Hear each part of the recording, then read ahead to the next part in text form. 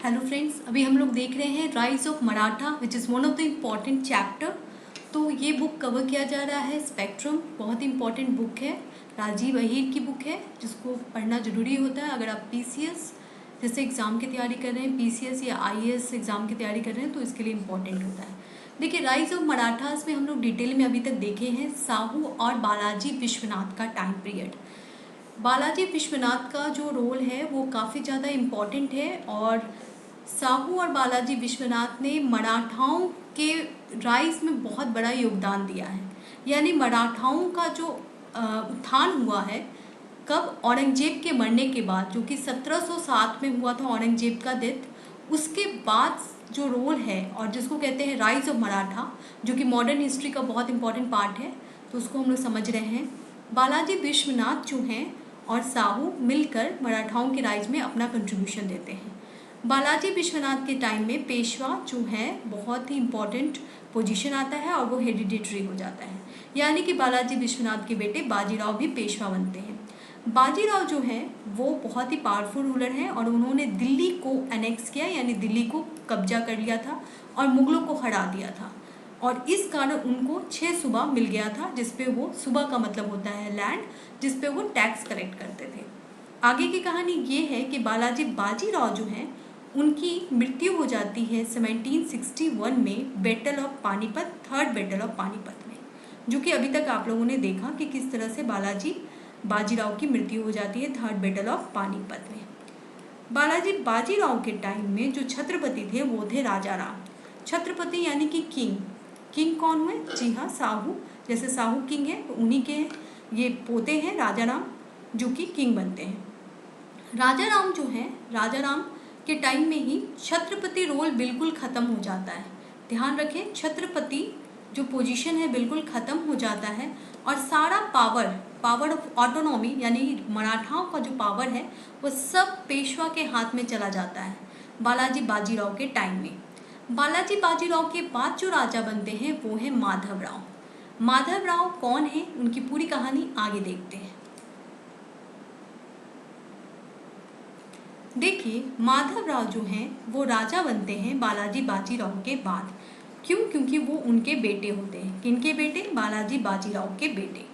ठीक है, बालाजी बाजीराव का नाम तो आपने सुना ही है क्योंकि थर्ड बैटल ऑफ पानीपत में इनका बहुत बड़ा कंट्रीब्यूशन था। थर्ड बैटल ऑफ पानीपत में बालाजी बाजीराव ने मुगलों के साथ मिलकर अहमद शाह अब्दाली को हराने की कोशिश की थी, लेकिन किसकी हार हुई थी? बालाजी बाजीराव की ही हार हो गई थी, तो हार गए थे वो। तो ऐसे में उनको कुछ कुछ लैंड जो है वो वापस करना पड़ा था मुगलों को, और मुगल के तो काफ़ी ज़्यादा नुकसान हुआ था क्योंकि वो अहमद शाह अब्दाली से हार गए थे। ठीक है, माधवराव जो है वो बालाजी बाजीराव के बेटे हैं। ठीक है, यहाँ तक हमने देखा।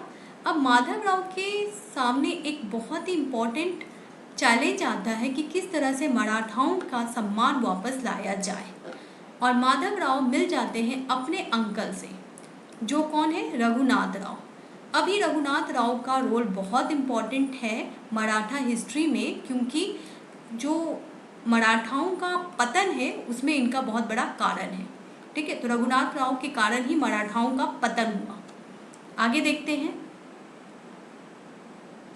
देखिए, रघुनाथ राव जो है वो कौन है? अंकल है माधवराव के।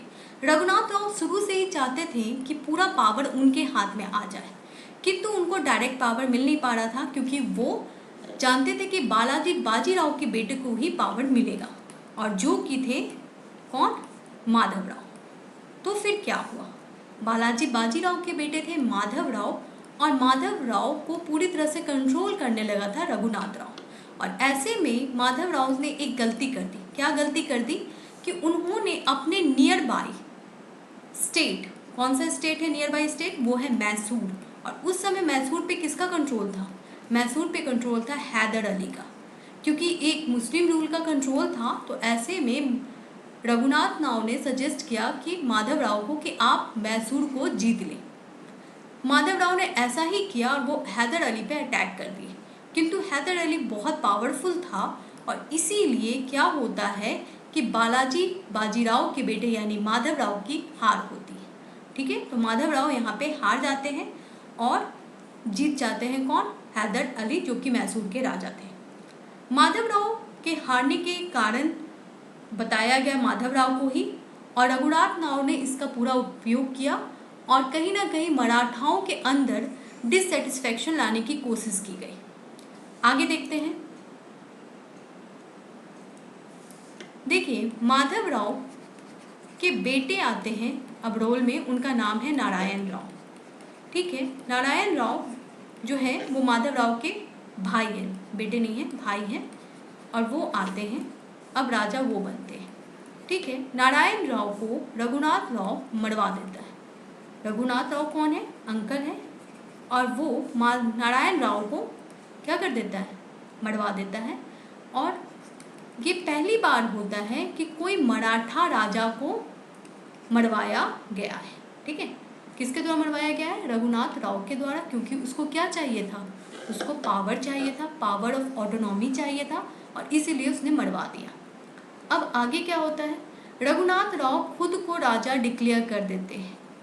ठीक है, रघुनाथ राव राजा बन जाते हैं, लेकिन ये बात सरदार को पसंद नहीं थी। मराठा सरदार यानी कि जो भी उनके अंदर काम कर रहे थे गवर्नर, उनको ये बात पसंद नहीं आती है, और वो रघुनाथ राव को राजा बनने से इनकार करते हैं। राजा मानते ही नहीं है कि रघुनाथ राव राजा है। ऐसे में फिर क्या होता है? आगे देखिए। देखिए, रघुनाथ राव को एक्सेप्ट नहीं किया जाता है, तो रघुनाथ राव क्या करता है कि नारायण राव के बेटे को राजा बना देता है, और वो कौन है? वो है माधव नारायण राव। क्या नाम है उनका? माधव नारायण राव। माधव नारायण राव अब राजा बन जाते हैं मराठाओं के। ठीक है, और अब वो रघुनाथ राव की बात पूरी तरह से मानने लगते हैं। ऐसा क्यों?